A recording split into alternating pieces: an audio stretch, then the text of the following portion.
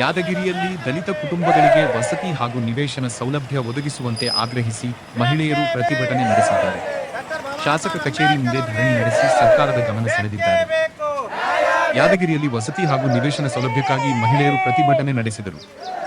ಶಾಸಕ ಚೆನ್ನಾರೆಡ್ಡಿ ಪಾಟೀಲ ತುನ್ನೂರು ಅವರ ಕಚೇರಿ ಮುಂದೆ ಮಹಿಳೆಯರು ಧರಣಿ ನಡೆಸಿ ಸರ್ಕಾರ ತಕ್ಷಣ ಕ್ರಮ ಕೈಗೊಳ್ಳಬೇಕು ಎಂದು ಒತ್ತಾಯಿಸಿದರು.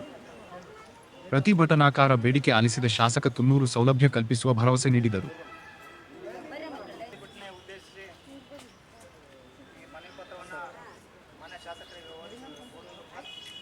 ದಲಿತ ಕುಟುಂಬಗಳಿಗೆ ವಸತಿ ಹಾಗೂ ನಿವೇಶನ ಒದಗಿಸಿಕೊಡಲು ಶಾಸಕರ ಕಾರ್ಯದಿಂದ ಪ್ರತಿಭಟನೆ ನಡೆಸಿದ ಕುರಿತು ಮಾನ್ಯರ ಈ ಮೇಲಿನ ವಿಷಯದನ್ವಯ 50 ವರ್ಷಗಳಿಂದ ದಲಿತ ಕುಟುಂಬಗಳಿಗೆ ನಿವೇಶನ ಮತ್ತು ಎಲ್ಲ ತಾಯಂದಿರು ಸ್ವಾಮಿಯವರೇ ಅಧ್ಯಕ್ಷರೇ ಎಲ್ಲ ನನ್ನ ಬಂಧು ಬಾಂಧವರು ಈಗಾಗಲೇ ಇದರಲ್ಲಿ ಹೇಳಿದಂಗೆ ನಾನು CEO ಅವರಿಗೆ ಮಾತಾಡಿದೆ.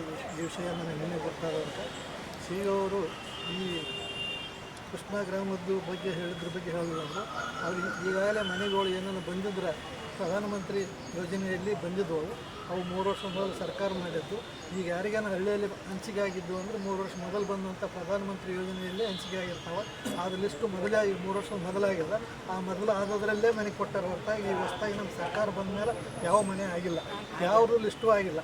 ನಮ್ಮ ಸರ್ಕಾರ ಬಂದಮೇಲೆ ನಾವು ಮಾತು ಕೊಟ್ಟಿವಿ ನಿಮ್ಗೆ. ನಮ್ಮ ಸರ್ಕಾರ ಬಂದಮೇಲೆ ಕರ್ನಾಟಕದಲ್ಲಿ ಎಲ್ಲ ಕಡೆ ಮನೆ ಕೊಡ್ತಾರೆ. ಎಲ್ಲ ಕಡೆ ಮನೆ ಕೊಟ್ಟಾಗ ನಿಮಗೂ ಮನೆ ಸಿಗ್ತಾವೆ. ಅದು ಆವಾಗ ಇದರಲ್ಲಿ ಇನ್ನೊಂದು ಪಾಯಿಂಟು ಶಾಸಕರ ಅಧ್ಯಕ್ಷರು. ಶಾಸಕರ ಅಧ್ಯಕ್ಷರು ನಮ್ಮ ಮನೆಗಳು ಬಂದಾಗ ಹೌಸಿಂಗ್ ಕಮಿಟಿ ನಾನು ಅಧ್ಯಕ್ಷ ಇರ್ತಿಲ್ಲ ಅಂತಿಲ್ಲ. ಮನೆಯೇ ಬಂದಿಲ್ಲ ಅಂದಮೇಲೆ ಅಧ್ಯಕ್ಷರ ಪ್ರಶ್ನೆ ಬರೋದಿಲ್ಲ. ಮನೆ ಬಂದಾಗ ಅಧ್ಯಕ್ಷ ಬರಾಬರಿ ನಾನು ಯಾರಿಗೆ ಮನೆ ಇಲ್ಲದವ್ರಿ ಸೂರು ಮಾಡಿಸ್ಕೊಡ್ತಂಥ ವ್ಯವಸ್ಥೆ ನಾನು ನಿಮಗೆ ಪ್ರಾಮಾಣಿಕವಾಗಿ ಪ್ರಯತ್ನ ಮಾಡ್ತೀನಿ ಅಂತ ಹೇಳ್ತೀನಿ.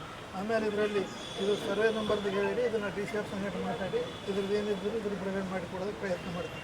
ಇದು ಎಕ್ಸ್ಟೆಂತಿ ಗ್ರಾಮದ ರೈತರ ಜಮೀನಿನ ಬಗ್ಗೆ ಮೊನ್ನೆ 1,000 ಬಂದಾಗ ನಮ್ಮ ಹೆಣ್ಮಕ್ಳು ತಾಲೆಲ್ಲ ಬಂದ ಬರ್ಸೀನಿ. ಈ ವರ್ಷ 26 ಬಜೆಟ್ ಬಂದಿಲ್ಲ.